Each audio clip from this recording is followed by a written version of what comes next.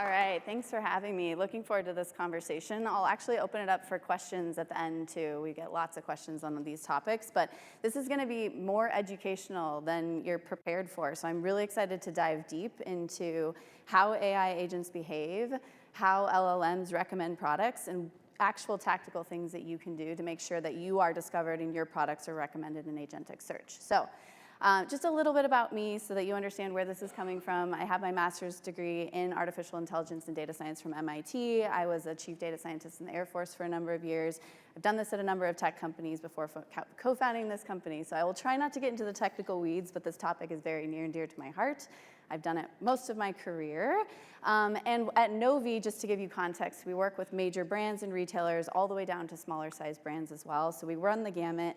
And so this is just so I'm going to bring real life examples to this conversation. So some of these brands that we've worked with, we'll bring some lessons learned and ways that you can leverage some of that. So this is a very picture slide, lots of stats. There's some really interesting points here for you to think about, though, in the context of how consumers are shifting their behavior and why this matters for how your products are purchased, discovered and purchased in the channels that you care about.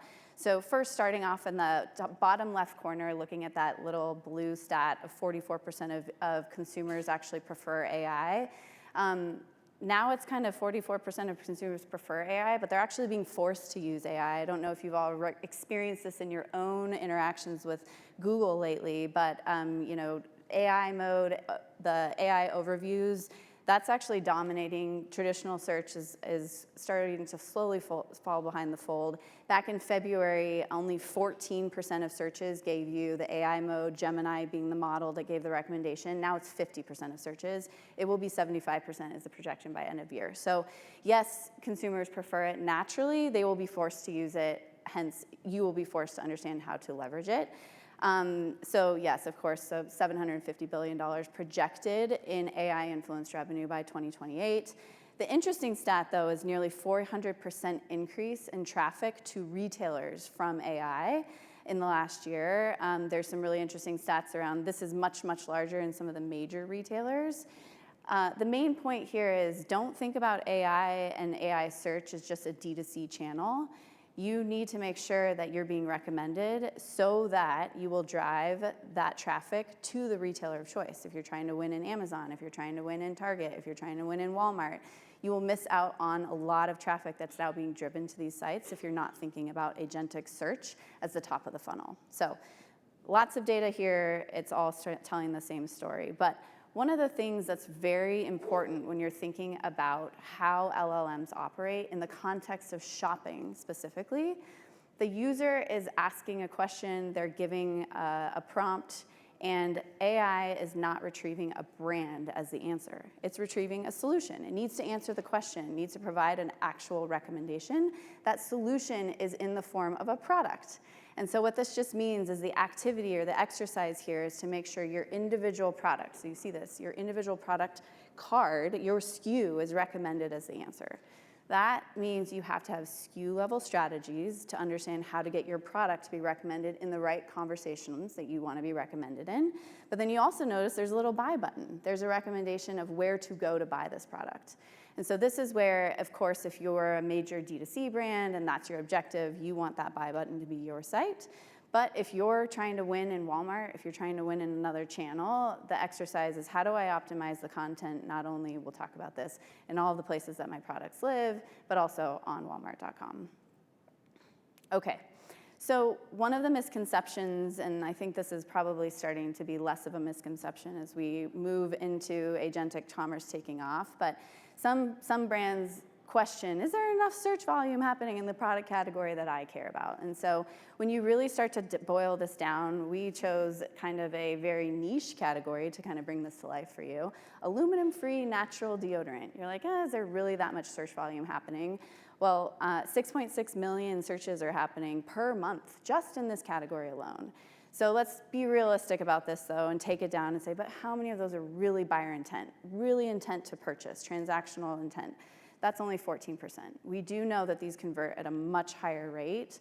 But if you were to just capture 2% of that, that's nearly $2 million of opportunity that you're missing out on in 1 year for one SKU if you're ignoring agentic commerce. And so this is the unlocked revenue opportunity that you have the opportunity to capture if you do the right tactics to make sure your products are recommended.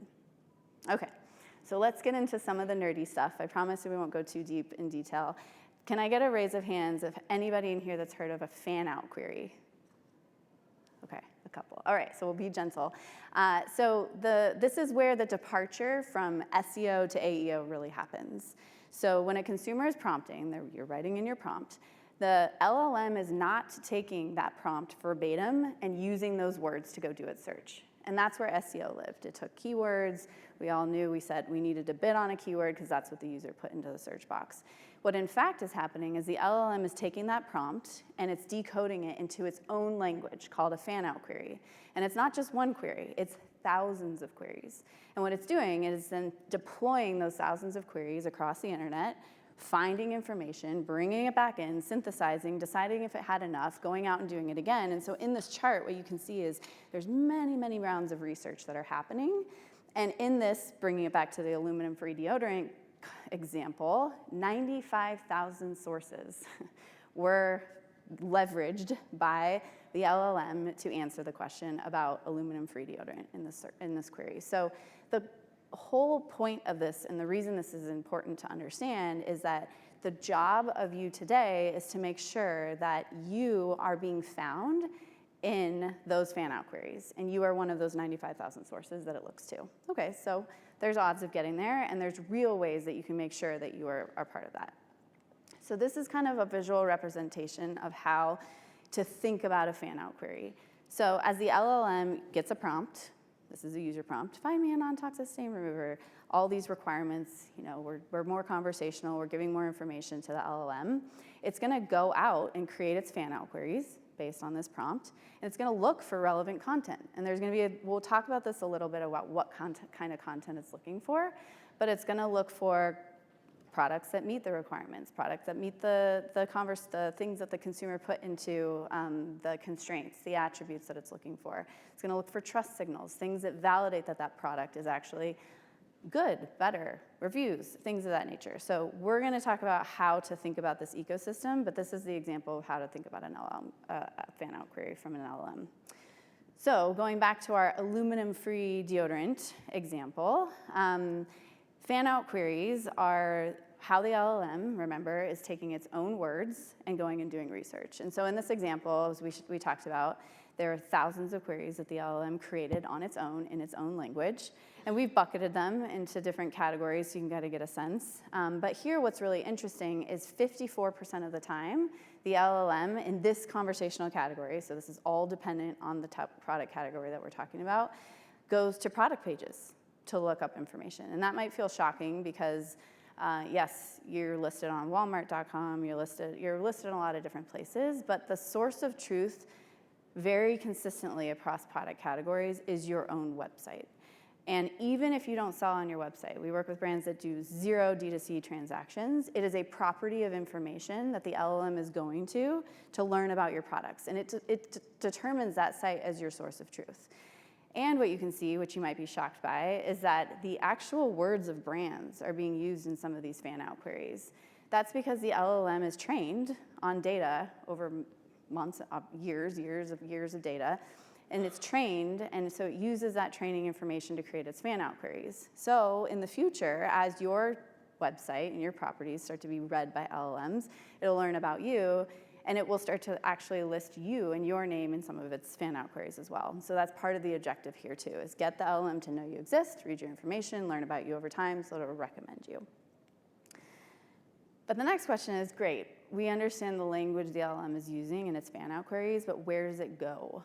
And so the where does it go is really important because, again, this is going back to, it's gonna go to your website as a source of truth, but it's also gonna go to everywhere your product is listed. And it's gonna read about your information. And we'll talk about why that's important, especially, I'll give you a little preview, if that information is inconsistent, or if you say one thing on one website and you say something that's completely different on another website, that's going to cause the LLM to distrust, no trust, not gonna recommend you, it's gonna filter you out. So we'll talk about that in a second.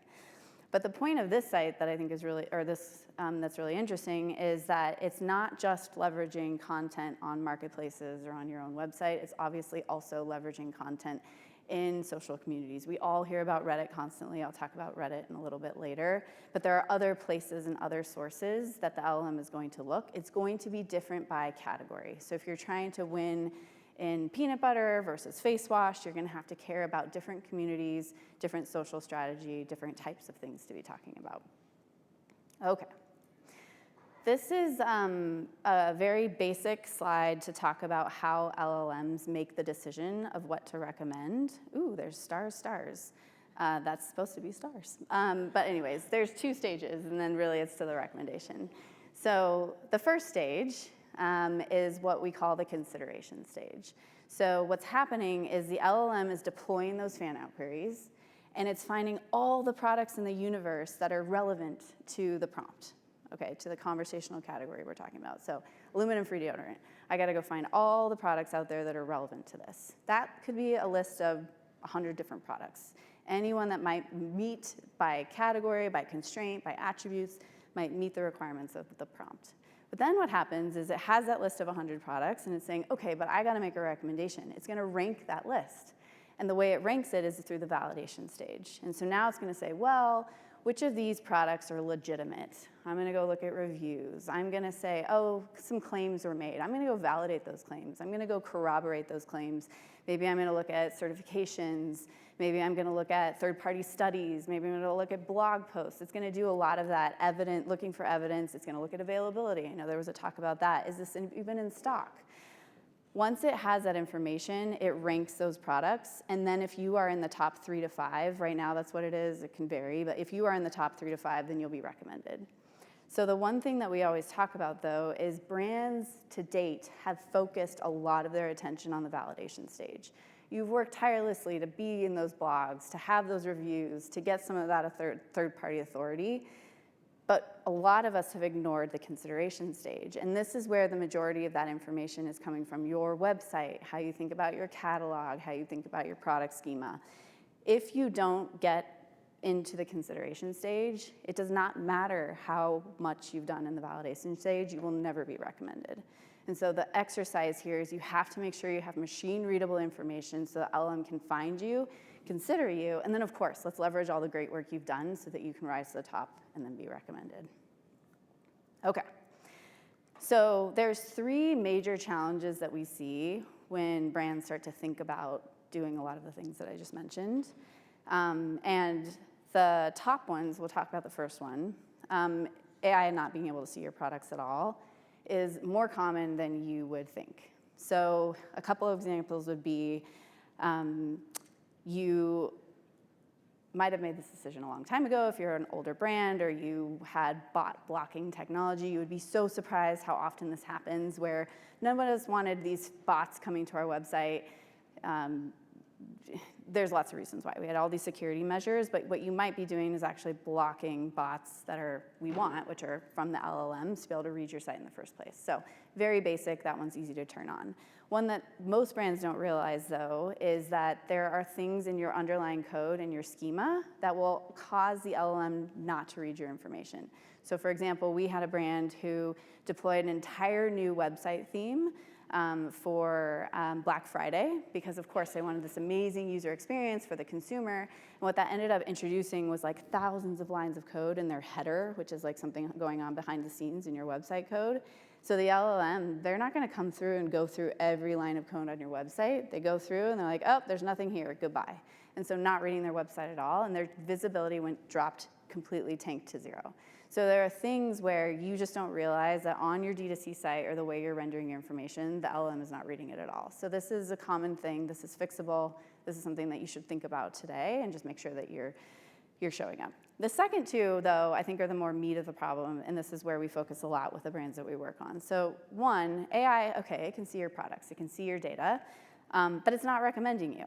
And so this is where, when we talk about conversations, and we'll get into this in a second, but you need to have the right and relevant content for the conversations you're trying to win in.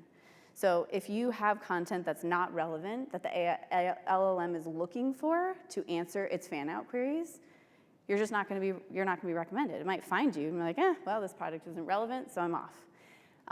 The other thing would be low quality and low trust. So an example of this would be one major brand that we were working with. They had a claim in their text of their PDP that said sulfate free. And then in their ingredient list, what do you think they had? A sulfate. So the LLM is like, of course I don't trust this product. You're out. So those are the kinds of things where you have to be really cognizant and attentive to the information. Do you have the right information? Is it of high quality? The third, though, which is really interesting, is AI sees you, but it's recommending you in the wrong conversational context. So an example here would be we had a brand who wanted to be winning in shampoo, and obviously they should have been winning in the shampoo category, but when you looked in their back-end data, everything talked about 2-in-1 conditioner. So they're winning in 2-in-1 conditioner category conversations, but they wanted to be winning in shampoo. And so they just had the wrong information. This actually is more nuanced than you think, and it's a really big challenge, but we'll talk about that in a second. All right, so this is AI, when you think about how you structure your information, this goes back to thinking about your D2C site, not just as a place to drive traffic to, but as a property of information that the LLM is looking to in order to recommend your products. And having that information structured in a way that the LLM can read it is really important, but having the relevant information that it's looking for and talking to authority and trust signals that it can leverage in order to deem your product as a good, high authority product is really important. So for example, if you're gonna make a claim that you are organic, it'd be really important to have some content about your organic, USDA organic certification, even to the point of having a link out to that certification to the USDA organic site, because the LLM will look at that and say, oh, corroborated by a really trustworthy third party. Great, this is a very high quality product. The other thing that's really interesting here, though, when we think about your website being a place of authority and needing to focus on this type of content, we have $2 billion brands that didn't realize this. I'll give you two really interesting contexts here. So one, John Paul Mitchell, for example, they the top cited source was an employee training page, because in that employee training page, they had a PDF that outlined all of the specs of every single product in their catalog. And so the LLM was using that as the place of authority because their website didn't have any of this on it. And so that's the example of the LLM is going to go to your website, because that's the place of authority, and try and find information about your products. And if you don't have it structured in a way that it can read it, it's going to look anywhere it possibly can and use that as the place. And if that information, for example, that employee handbook, didn't really have anything relevant about the products except for specs, then you're going to lose out on a lot of the conversations. Another one would be Huggies. They don't do D2C, so obviously they're not thinking about their properties. But then when we started to look at the #1 place that the LLM was citing from them, it was their B2B site, healthcarehuggies.com or something like that, where they do a lot of their B2B transactions. And that's where the LLM was going to, because they had listings about their Huggies diapers there. And so that wasn't even on their radar to think about, but again, it's another property of information. And so this is just underlying why it's so important to think about your own D2C site as a major source of truth. Okay, second concept is, now that we understand where to think about where to optimize our information, the type of content you have is really important, and it's dependent on the category of conversations you want to be winning in. So if you want to win in body wash conversations, the type of information that you need to have in the back-end schema is going to be very different than if you're trying to win in aluminum-free deodorant, peanut butter, you name it, toothpaste. There's going to be different types of information that the LLM is going to look for, and the type of information is going to have different relative importance.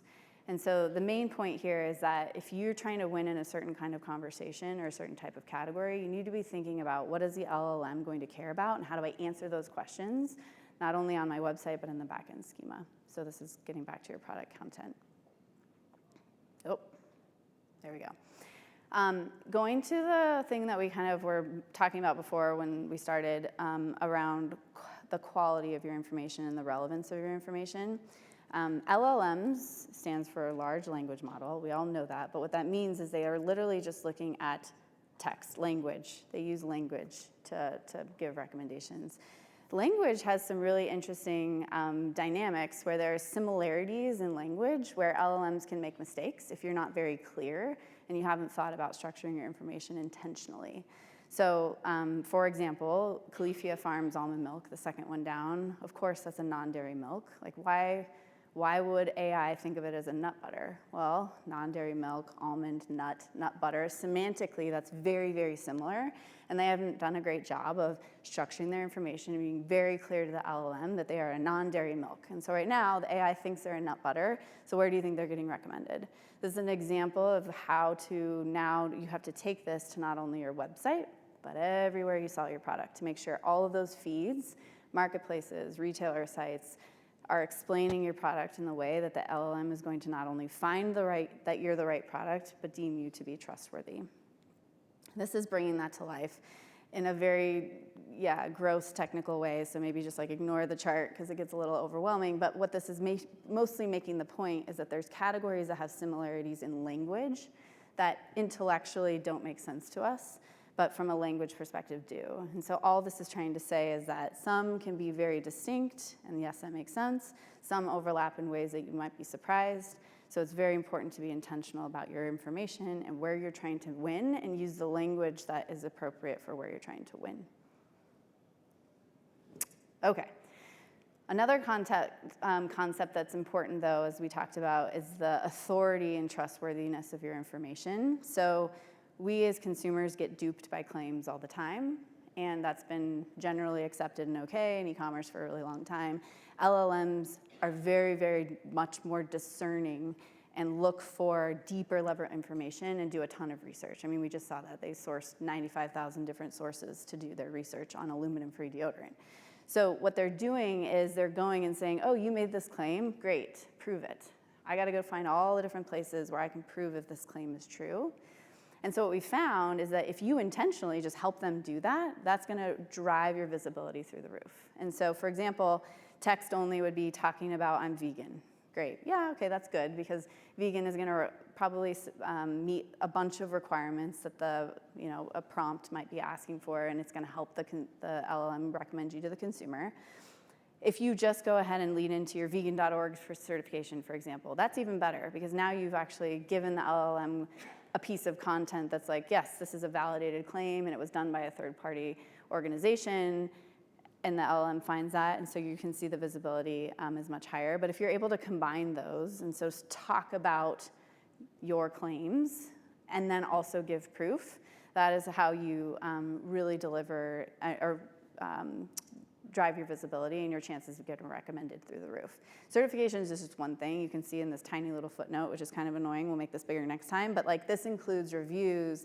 This would include badges on certain marketplaces that you're selling on. This would include testing. There's so much, if you were to be able to put a link to your third-party testing in your backend so that the LLM can then link through and read it, that's actually really important. So there's just ways to make sure that you are giving you're spoon-feeding the LLM the language, so then it's like, great, this is a great product, and it's recommending you.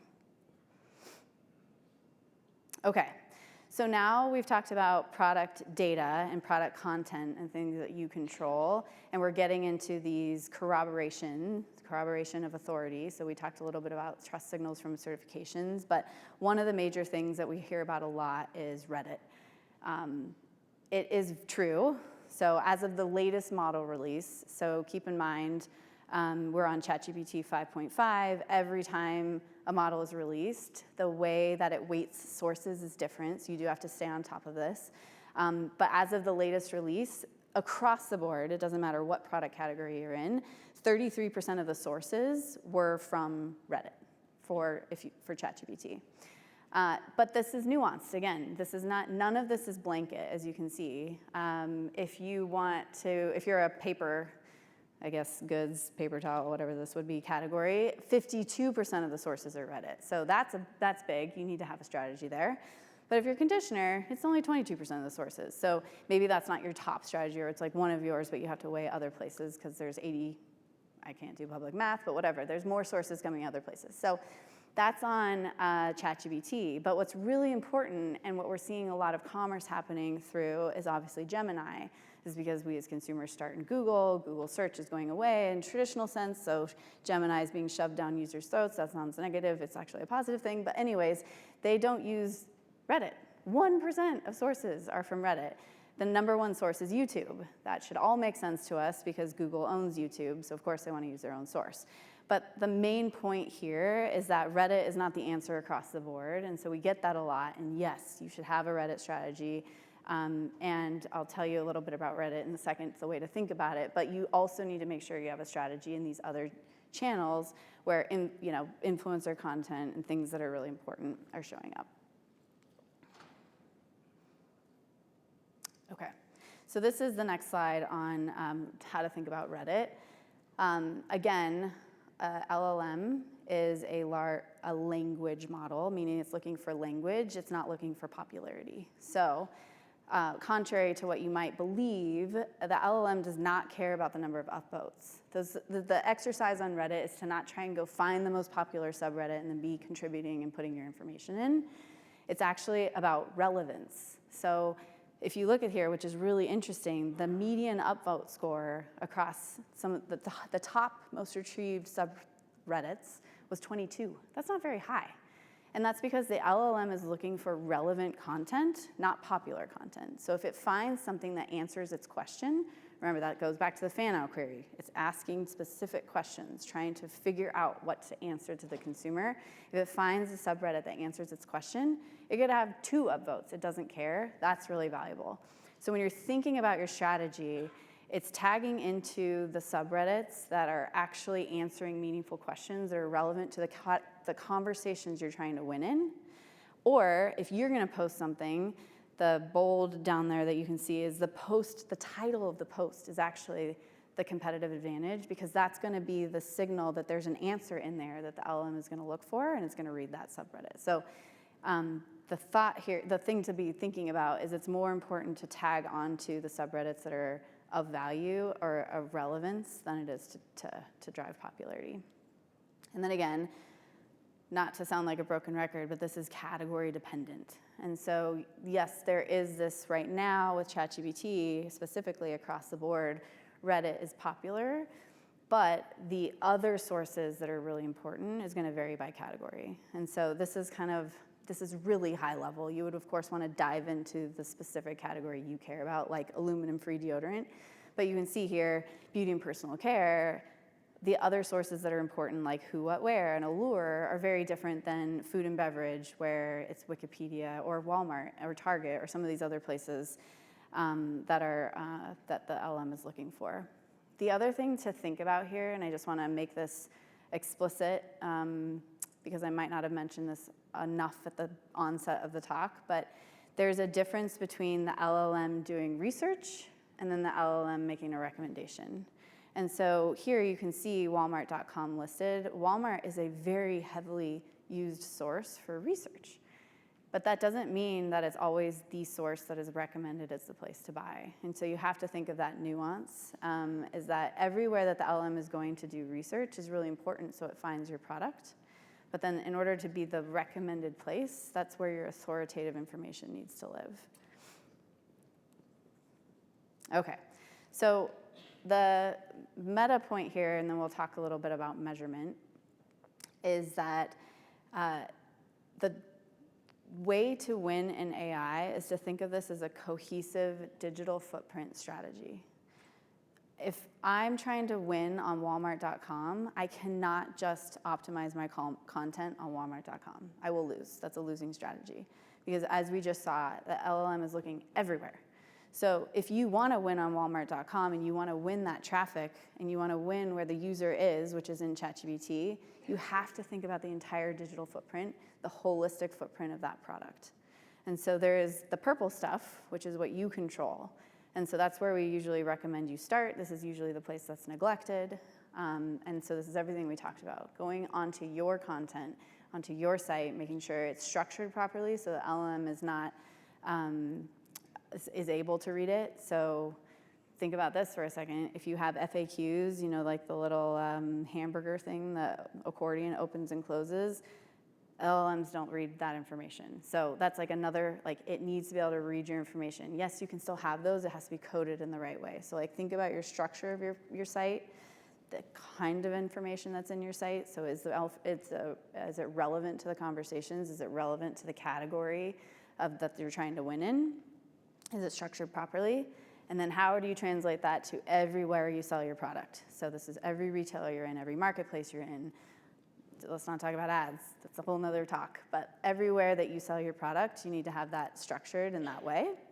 And then we can talk about the orange. And so that was everything now make sure your product is authoritative in the right sources, that you have those trust signals, that you're highlighting those reviews, those certifications, that you're pulling in ratings. We get questions about influencer. Right now, an LLM can't read TikTok, it can't read Instagram. Those are walled accounts, just like it can't read Amazon. So if all your reviews are on Amazon, ChatGPT and Gemini can't see that. So you gotta think of creative ways to pull that out. If that's your source of independent review, or if that's your source of authority, how do you get that out so the LLM can read it? So thinking about these strategies for every single product. Okay, so we've talked about how to do this, lots of how LLMs operate. And now measurement. Measurement is a really interesting topic right now because nobody releases any of this. So we don't have any way to know how you're doing in Gemini. ChatGPT is not releasing analytics. Hopefully they one day will. But there's 3 ways that we typically talk to brands about how to measure the impact of the work that we just talked through. I'm actually going to start on signal 3 because this is where most people focus their attention, and it's kind of a red herring because this is where we've always thought about how to measure traffic. Referral. We should be able to just measure directly what's coming in from Gemini. Yes, you can do that. You can filter, search, look at what's coming in from Gemini, what's coming in from ChatGPT. Those will have referrals. You'll be able to attribute it. That's going to be super small. You might be like, I was just in Shopify the other day, and it was 10 people last week. It is small because most people aren't clicking. And so the reason most people aren't clicking is because they might have loyalty to Amazon and love their Prime account. And so they found your product and now they went into Amazon to buy it. There's lots of reasons users aren't actually clicking through to do their purchase from ChatGPT or Gemini. So it's very small. It's something to measure. It's not the most important metric. So now let's look at the first 2, which are more important. So we talk about this as which is really interesting, around branded search and direct traffic. So AI might make the recommendation. The user might not like the place that it recommended to go look at that product. So it might just do, the thing we see a lot is that the user will then go search your product directly or your site directly. So this will be the directed brand search or direct traffic. But one way to signal whether this is coming from AI is, first off, so this is the title, look for divergence, is you might see a lift in branded search and direct traffic, so that's one way. But the second way is that the conversion rate is actually much higher, and there's a lot of studies on this. It's average of 2x, there's some that say it's 4x.